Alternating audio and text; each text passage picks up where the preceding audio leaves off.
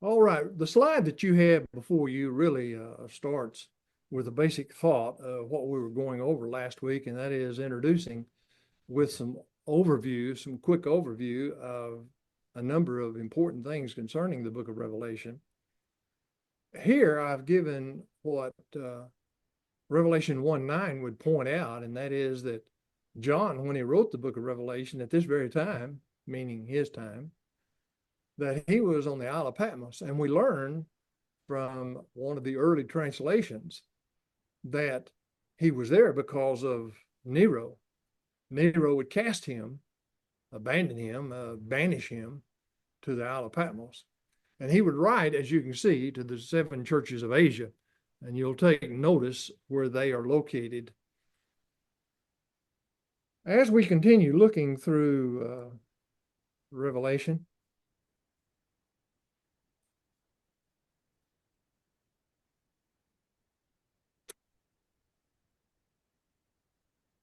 I want to go back over the various views that we brought to attention last week. There are 4 in number. I suppose you could say there are 24, but 4 basic views. And I think this particular graphic kind of communicates a number of things better than what we were communicating last week. You have the idea of history. In other words, that the book of Revelation is history from the beginning of Patmos when he wrote until the end of time.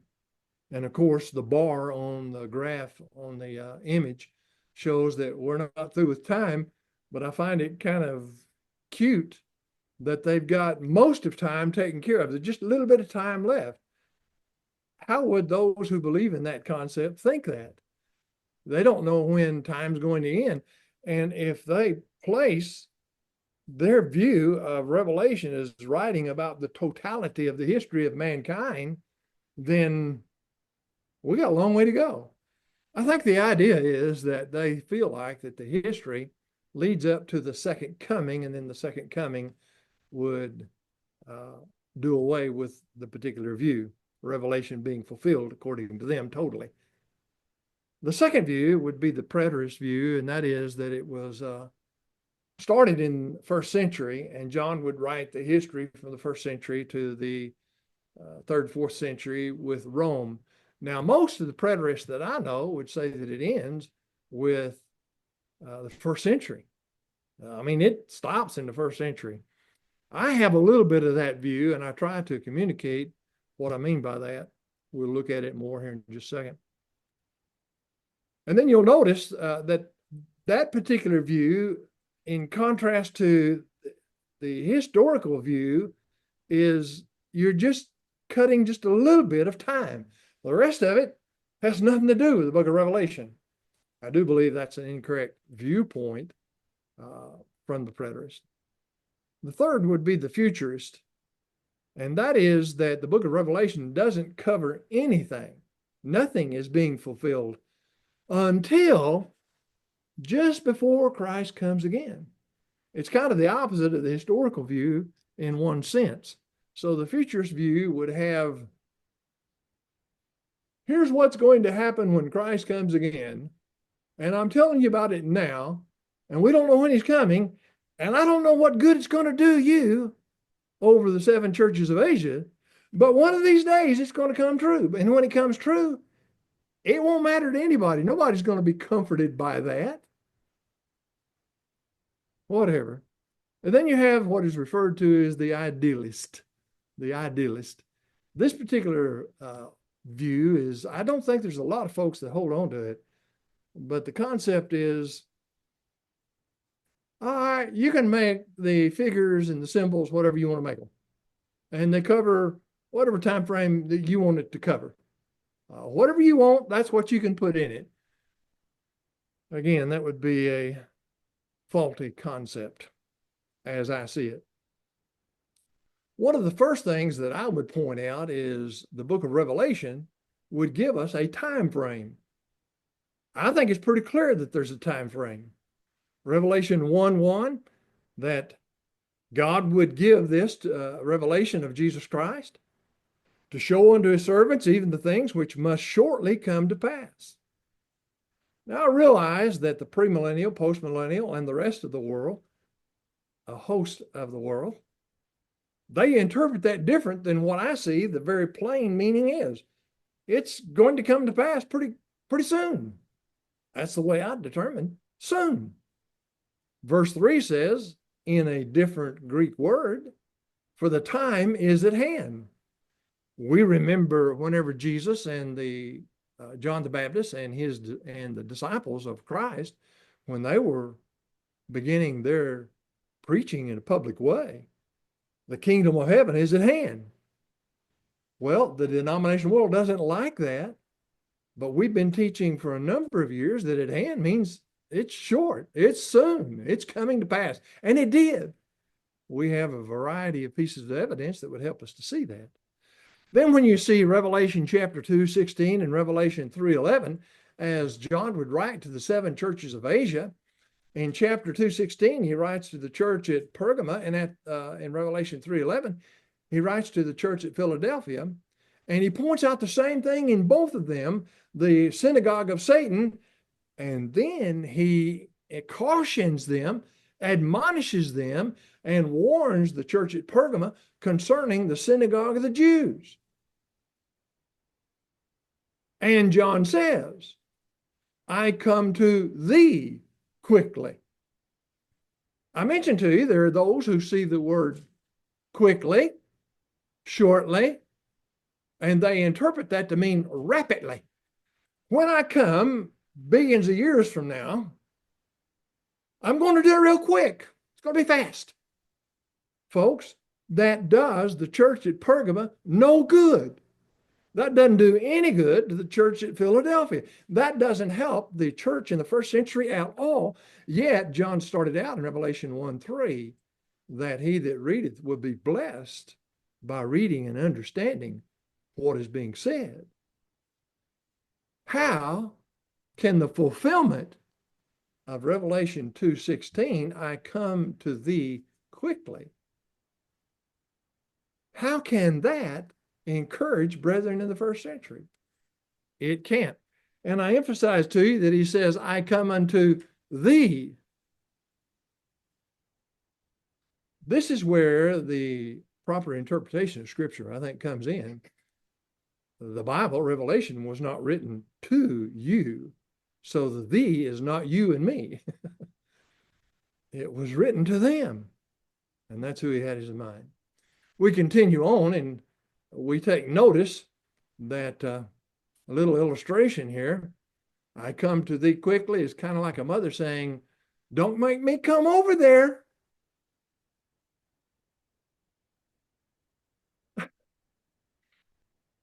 I'm counting to 3.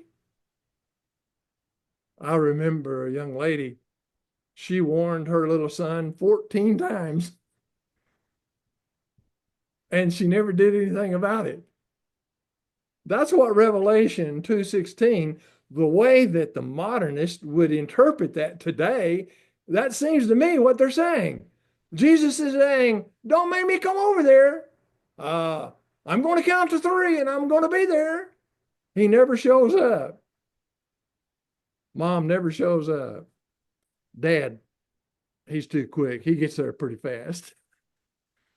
Revelation 22, at the end of the book, John would say that he would write things which must shortly come to pass. Verse 7 of 22, I come quickly. Behold, I come quickly. Verse 20, yes, yet I come quickly. Again, I call your attention to the fact that the denominational world, they cannot believe that Revelation refers to things in the first century. Therefore, this can't mean soon. It has to mean something else. And so they put rapidly in there. I do think that they're incorrect. So what we've gone through is some things that the Bible would have to say, especially the book of Revelation, that would help us to see when the book was written. Therefore, notice the bottom, the preterist, the events of Revelation have already happened. It is a recording of Judaism in the first century. That basically is my thought, there is more to it than that. It goes like this. Though what is being written by John is what he sees that's shortly to come to pass concerning Judaism and the fall of Judaism and events that surround the fall of Jerusalem, which was a first century situation and became history, and we see that history. We also recognize that what they had to go through is something that is repeated through time. You may remember in Revelation chapter 13, we have the sea beast, which is the Roman government. Well, governments have been fighting against the church for decades, for centuries. Oh, you mean Revelation 13 is talking about all the governments that will ever fight against Christianity? I'm saying that Rome and that government was defeated, and God is leaving the principle for us that all governments will be defeated eventually in the way that he sees. So that's the basic thought that I have concerning the views that are presented to us. Let's take notice again of some internal evidence for pre-70 AD. We've already seen some of it, but now we're narrowing down the time a little bit more. We're not only saying first century, we're saying before 70 AD. We're clarifying that it is also before the fall of Jerusalem. The book was finished and done. For instance, here we would have Revelation 2:2. I know thy works, thy toil, patience, and thou canst not bear evil men, and didst try them that call themselves apostles, and they are not, and didst find them false. False apostles? Now, if there were no other living apostles on the earth in 95 AD, as we hear, John's the only apostle that's still alive, then this admonition and encouragement and recommendation is without any value. There were no apostles to try. But since it was written before 70 AD, there were still apostles on the earth, and men could go around calling themselves apostles.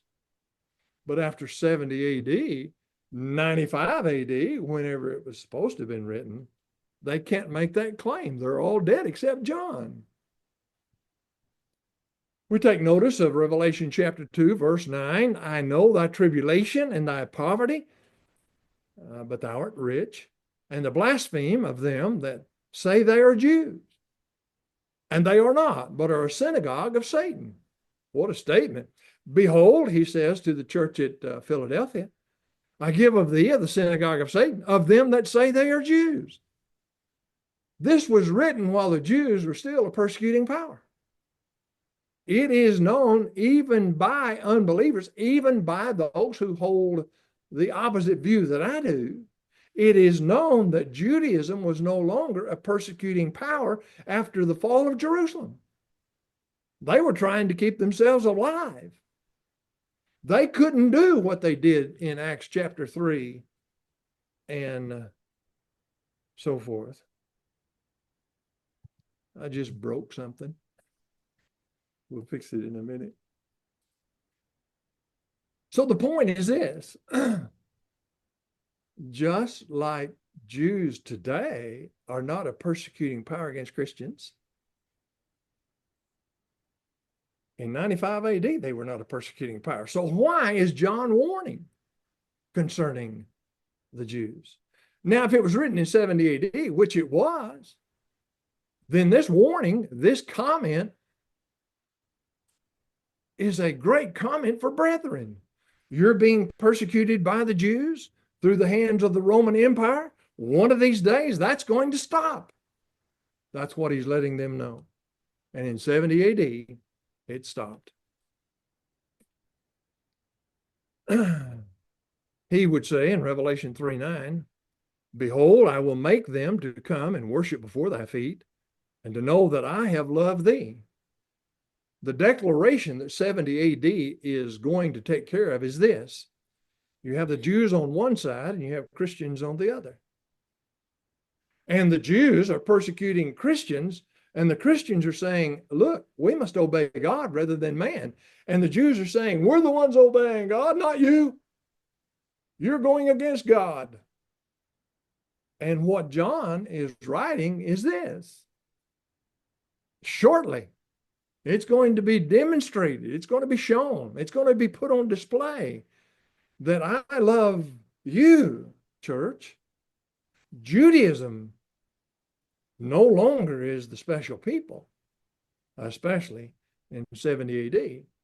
Well, 70 AD drew and made that very clear to all mankind. The Jews have not been blessed since then. They are no longer a special people. We come now to Revelation chapter 10, verse 11. This to me is one of the clearest indicators that the book of Revelation was written before 70 AD.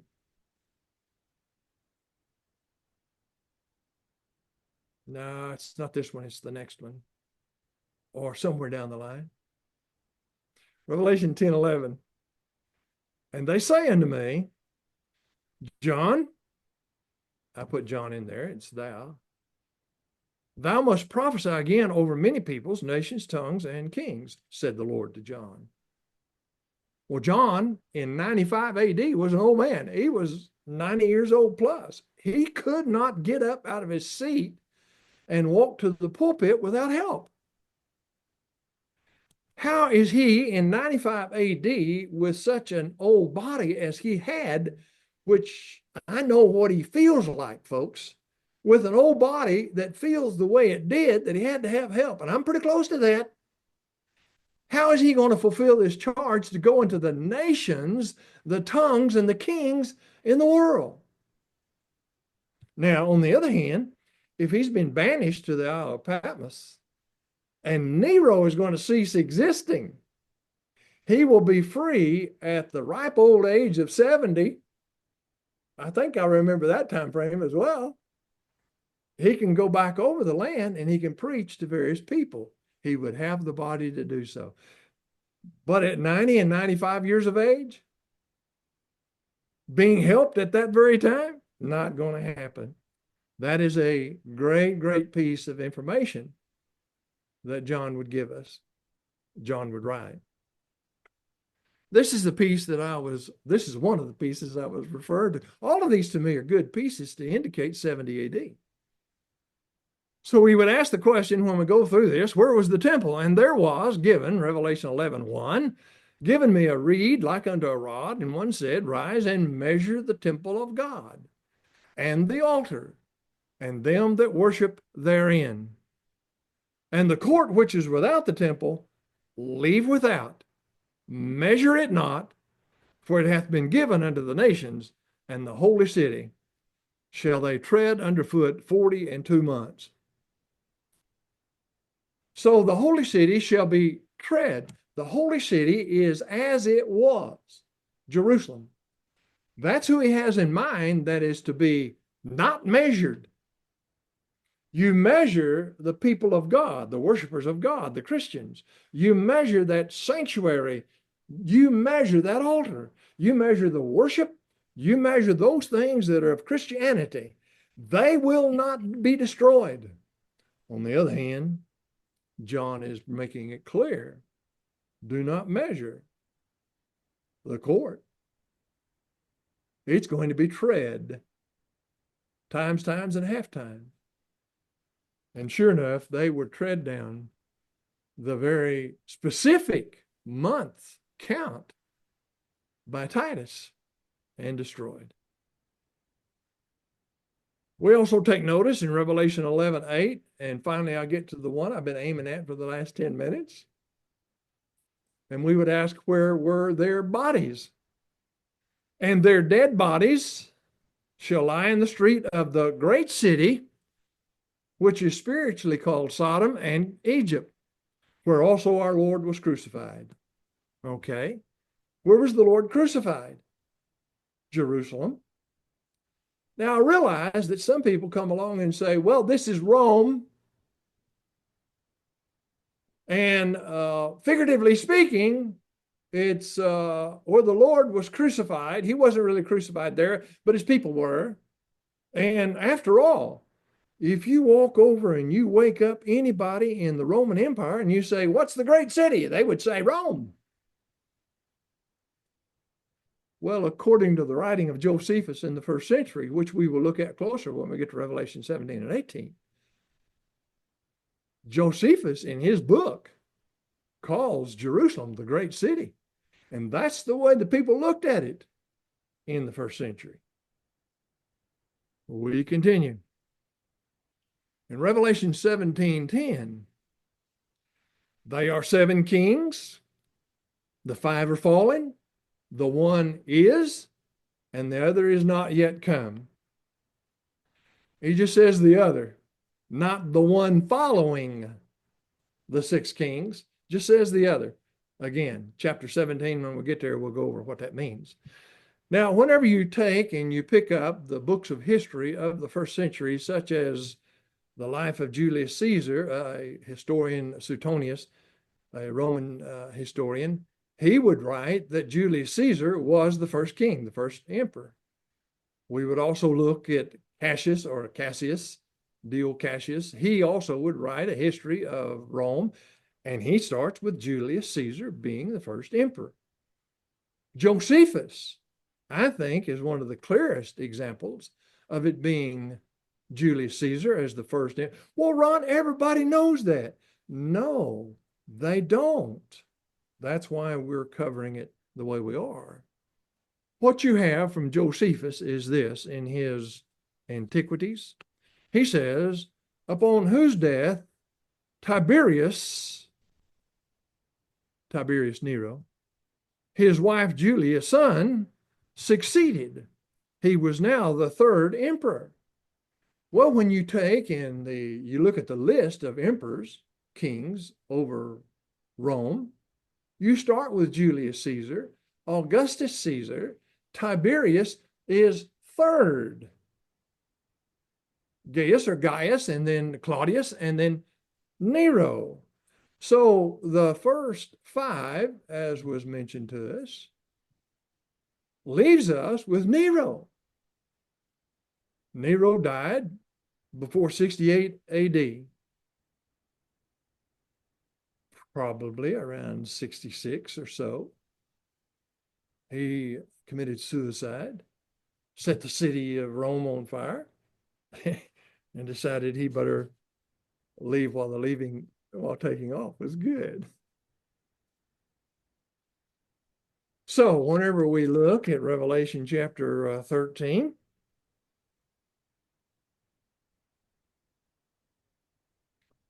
we also take notice, by the way, let me go back one. You'll notice that what we're talking about is this, Revelation 17:10. They are 7 kings. The 5 are dead, fallen, no longer exist. They're not kings. The one is what? He's still alive. He's still king. Okay. The first 5, Julius, Augustus, Tiberius, Gaius, and Claudius, they no longer exist. That's the first 5. There is one. The one is Nero. That would place the book of Revelation during the life of Nero. If not, why not? Revelation 13:18. Here is wisdom. He that hath understanding, let him count the number of the beast, the sea beast, and everybody understands it is Rome. For it is the number of a man, and his number is 666. We always hear about this 666. And anytime you produce anything, you leave off the number 666, even if that's the number, whatever you add it up is adding up to. You don't talk about the 13th floor. Buildings don't have the 13th floor. They just skip it and go from 12 to 14. Well, anybody who wants to put down 666 thinks twice about it, even though that may be how many beans are in the pot. As the Jewish looked at it, they would take the names of an individual, they would assign numbers to it, And they would come out with the person that they had in mind. They could go either way. You could look at the number of the person, figure out who he was. Or you could take who he was and you can give him a number and find his number wherever you wanted it, because that's who he referred to. Well, when you look at Nero and you take the Hebrew, someone says you shouldn't take the Hebrew, you should take the Latin. You should be taking what Rome is all about, because it's talking about a Roman guy. Okay, you do it your way. I do it mine. And what you have in this particular text is Nero Caesar. Whenever you take the letters of Caesar's name, it adds up to 666. That's what the Jews could do and did do. We now turn our attention to something totally different. We have taken care of who he's talking to, where he's talking to them. Some things that are going on around it would indicate that the book of Revelation was to be fulfilled soon, first century, as far as I'm concerned. The majority of it, I need to be sure and add that, the majority of it, I think there's some things in the book of Revelation that will not be fulfilled in the first century. The basic thought is, here's what's going to happen in the first century, and there are things after that. But those things after that have to do with reward and eternity. Other books, First Thessalonians, Second Thessalonians, Paul would write to them and he would talk about eternal things, but he also would talk about the things that happened right there, and the things that happened right then, right there, he said the most about. The book of First Thessalonians and Second Thessalonians is not a book about the second coming of Christ. It has some things about the second coming, but there's more to it than that. So what we're going to do now is go back in our minds to Revelation 1:1. We heard the one say, John wrote, he sent the revelation of Jesus Christ and signified it by his angel unto John, his servant. The word signified is a word that indicates, as we mentioned the other day, to signified. I am communicating in signs. I'm not just communicating, I'm communicating in signs. I'm letting you know what's going to happen, but I'm letting you know a specific way by symbols. That's an important distinction that a lot of the modern translations take out of their translation. We saw that in our Bible, our worship last week when we studied translations. So let's take notice of some of the symbols that are defined by Revelation itself. Looking at Revelation chapter 1, 13 through 16, it would be defined by Revelation chapter 1, verse 20. In verse 20, the 7 stars that he mentioned earlier are the angels of the 7 churches, and the 7 candlesticks which thou sawest are 7 churches. So he tells you the symbolic language that he's used and what he means by that. Now, we may not be able to come to a full agreement as to what all he's saying, but he tells us what they are anyway. Even with plain language, repent and be baptized unto remission of sins. We don't come to a consensus, all agreeing about what that says, but we know what it says. Well, here you have that the 7 stars, think of it, 7 suns, stars are suns are stars, some little, some big, some really, really, really big. The 7 stars are the angels of the 7 churches. The candlesticks that he brought to our attention, he says that is the 7 churches. You have another interpretation given by Revelation about a figure in Revelation. In Revelation 5:8, and you see it made known in chapter 5, verse 8b, the golden vials full of odors which are the prayers of the saints.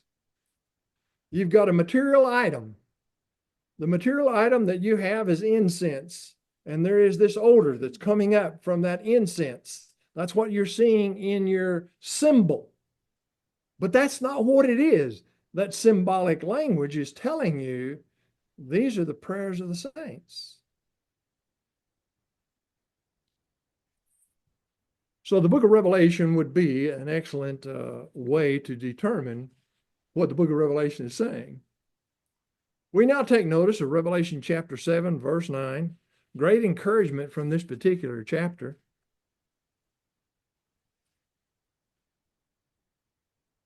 In Revelation 7, verse 9, Revelation 7, verse 9. Thank you, Ron. And Revelation 7:13 will define for us. What are these which are arrayed in the white robes? Oh, whence came they? I said unto the elder, I don't know, thou knowest.